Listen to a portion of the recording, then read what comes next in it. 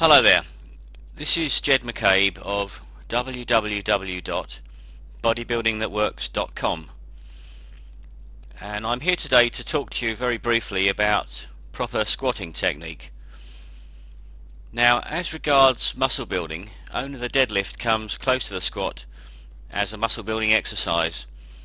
I'd be willing to bet that there isn't one champion bodybuilder out there who hasn't at some stage in their bodybuilding career done the deadlift and the squat.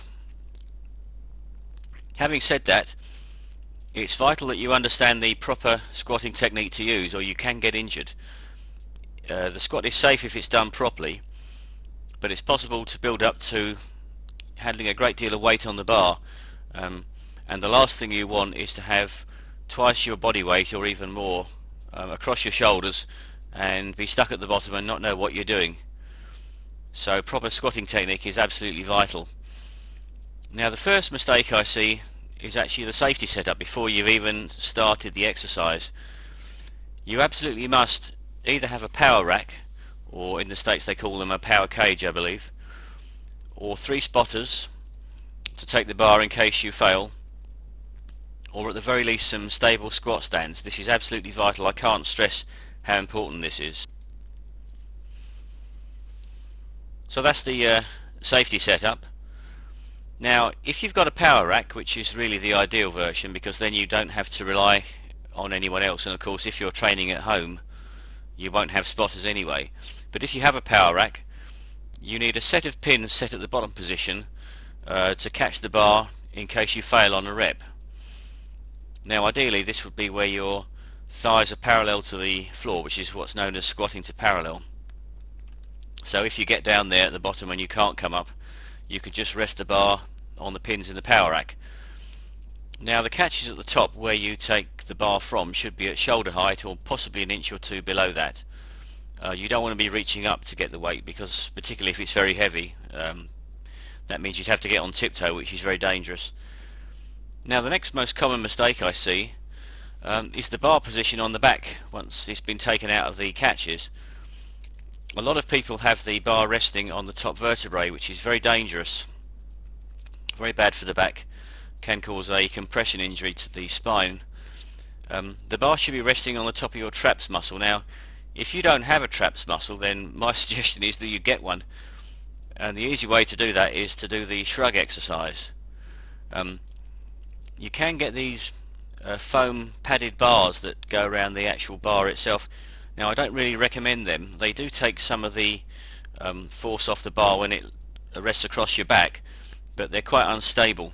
So my suggestion is to build your own natural padding by doing the shrug exercise.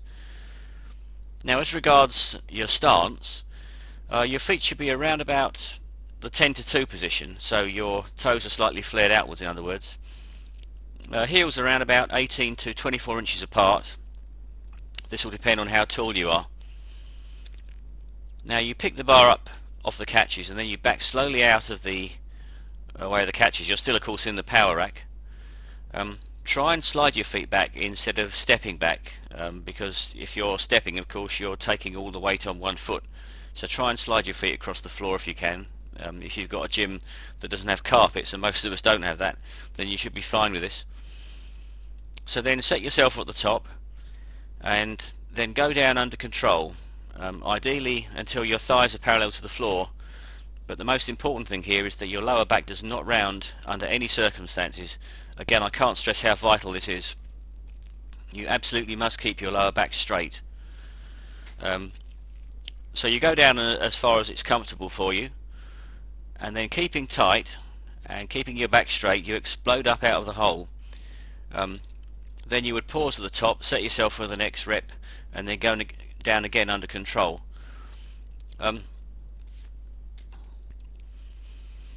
When you go down, you should also be thinking in terms of sitting back as you go down. This is particularly important because it takes stress off your knees.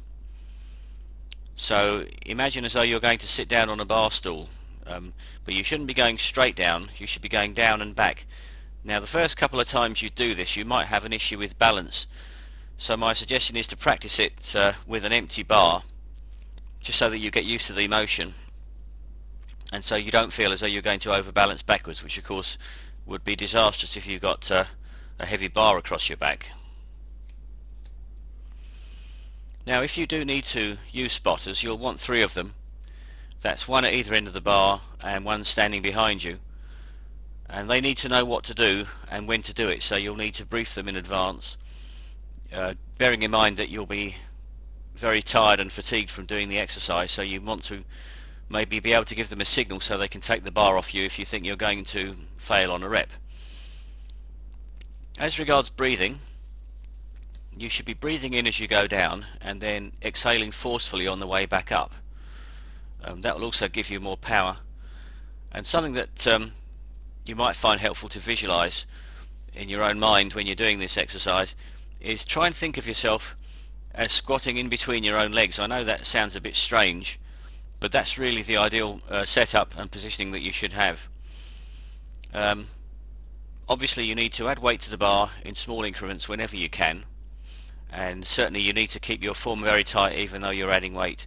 If you do it in small increments, then your body should be able to adapt, and there shouldn't be any reason to cheat on the exercise.